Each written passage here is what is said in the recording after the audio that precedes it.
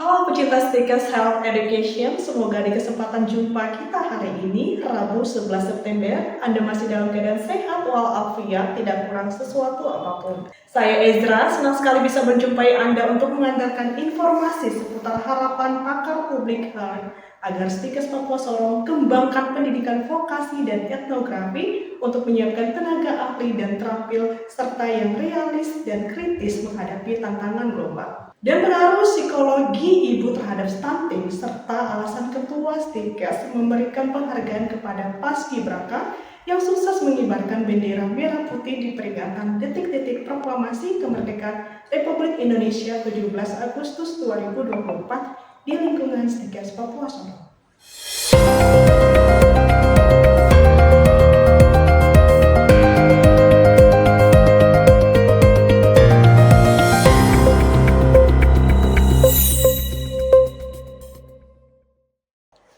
Pakar Publik Health Dr. Ridwan Mokhtar, KH MSc, mendorong Stikes Papua Sorong kembangkan pendidikan vokasi dan etnografi untuk menyiapkan sumber daya manusia yang ahli dan terampil, serta yang realis dan kritis meneliti perilaku manusia orang Papua agar bisa dihargai hak-haknya untuk ikut berkontribusi mendukung pembangunan.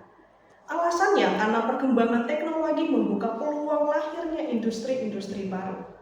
Butuh sumber daya manusia hard skills tetapi soft skills, termasuk etnografi untuk mengevaluasi kebijakan yang berhubungan dengan masyarakat sebagaimana dijelaskan selesai memberikan kuliah perdana di Auditorium Stikes Papua Sorong, Senin 9 September 2024. Bapak Ridwan, mengapa Anda mendesak Stikes Papua Sorong membuka pendidikan vokasi dan etnografi?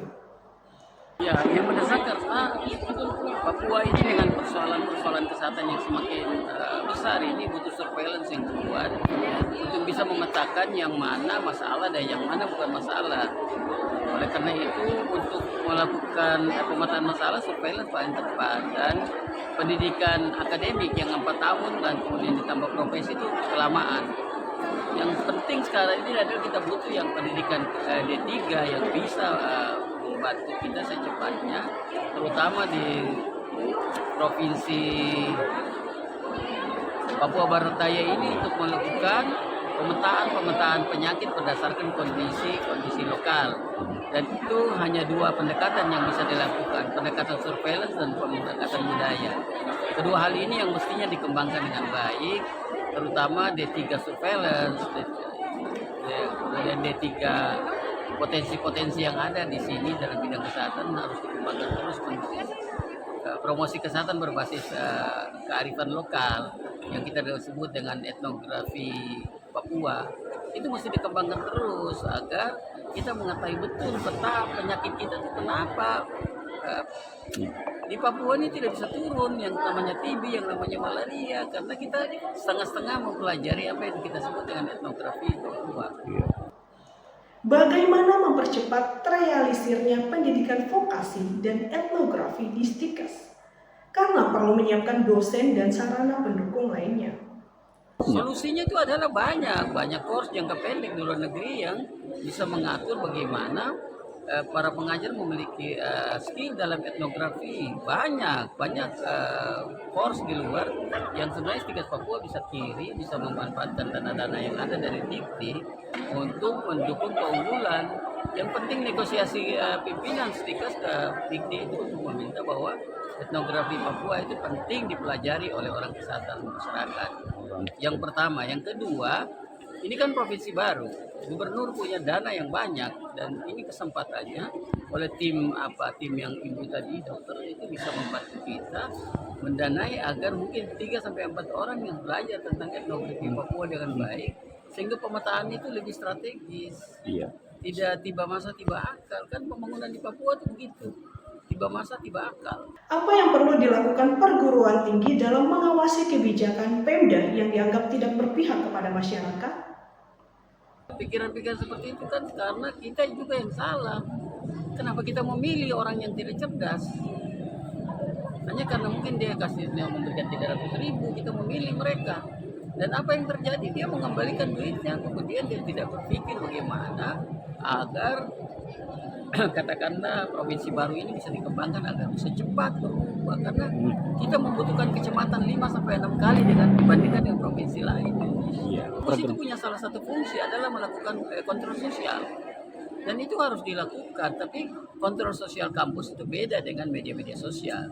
Kontrol sosial kampus itu harus dimulai dengan analisis situasi yang kuat, memiliki data yang baik untuk kemudian koreksinya tuh koreksi dalam bentuk rekomendasi-rekomendasi. Sosial harus mengambil posisi untuk mendekatkan pemerintah dengan kampus, sehingga kampus bisa memberikan banyak rekomendasi, banyak masukan yang bisa mendukung pemerintah untuk mencapai cita-citanya. Stinkas harus mengembangkan media sosial yang kuat untuk podcast kayak apa, kayak yang penting kuat untuk bisa menjadi jembatan bagi kampus untuk menyuarakan pikiran-pikiran kritisnya, pikiran-pikiran yang sebenarnya tujuan utamanya itu adalah mendukung pembangunan kesehatan di Papua, di provinsi Papua Barat Daya itu mencapai hasil yang maksimal dibandingkan dengan 5 Papua lain.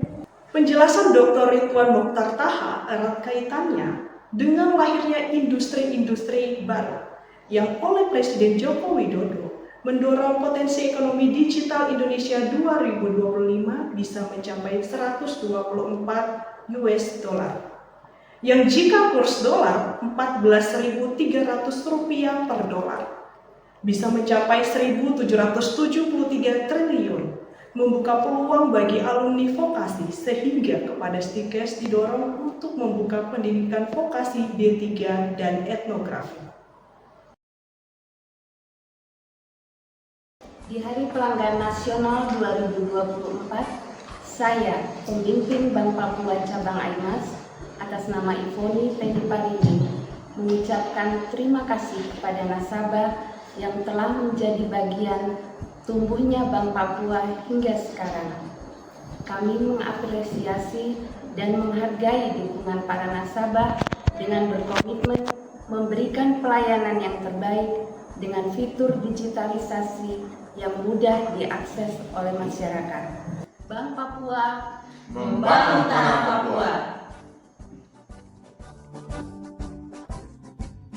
Saya Asara Konjol SMM mengucapkan selamat ulang tahun Polwan ke-76.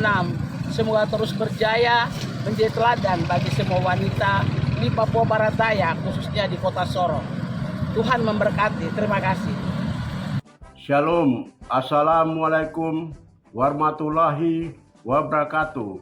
Saya Melkianus Y. SE, Wakil Ketua 1 DPRD Kota Sorong, mengucapkan selamat ulang tahun Polwan ke-76 tahun 2024. Semoga berani menjadi pahlawan bangsa yang tangguh.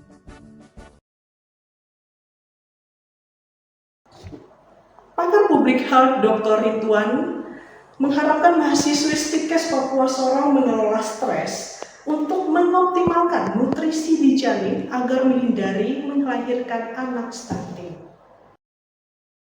Harapan pakar Public Health Dr. Ridwan Mokhtar Taha MSc disampaikan saat memberikan kuliah perdana mahasiswa Stikes Papua Senin pagi di Auditorium Stikes Jalan Kanal Victory kilometer 10 masuk.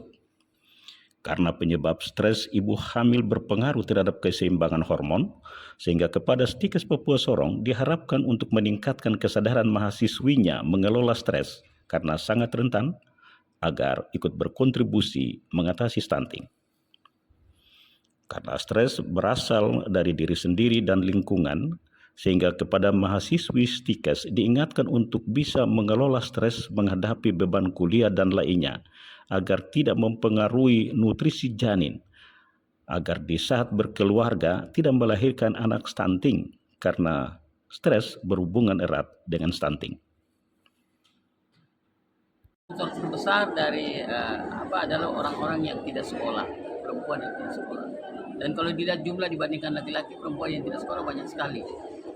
Mereka ini adalah orang-orang muda yang memang kekurangan gizi, stres, kemudian dia dipaksa kawin, kemudian dia kawin dalam keadaan stres, dia akan hamil dan hamil stunting. Jadi mengatasi stunting sebenarnya itu tidak selamanya harus memberikan makanan tambahan, tapi mendidik generasi perempuan ini untuk menjadi mereka yang punya daya tawar terhadap keluarga bahwa saya mau sehat, saya mau kawin, saya mau hamil dengan anak yang sehat. Jadi kalau kita tidak mengembangkan hak-hak perempuan untuk punya daya tawar terhadap kehidupan sosial, itu juga kita salah. Kita bikin apapun tentang stunting pasti tidak bisa turun secepatnya. Paling minimal, Stikes mengambil peran untuk mahasiswa Stikesnya itu mahasiswa yang sehat, yang nanti akan kawin dan melahirkan generasi yang sehat. Anda bayangkan kalau ada 3.000 mahasiswa Stikes di sini perempuan, dia kawin dan dia sehat dan dia melahirkan anak yang sehat, kontribusi apa lagi yang itu besar itu Pak. Tapi memang pengabdian masyarakat dari perguruan tinggi swasta itu ada masalah karena dana yang terbatas. Pemerintah semestinya harus mendorong itu. Pemerintah provinsi kan punya banyak uang. Caranya? Ya memberikan dana bantuan untuk pengabdian masyarakat oleh kampus terhadap pengembangan wanita agar mereka berdaya, supaya mereka tidak kurus, tidak kurang gizi, kemudian supaya dia kawin dalam keadaan sehat, dan ketika dia kawin dalam keadaan sehat, dia memiliki janin yang sehat dan akan melahirkan generasi yang sehat yang mempunyai otak yang bagus untuk menjadi generasi baru pada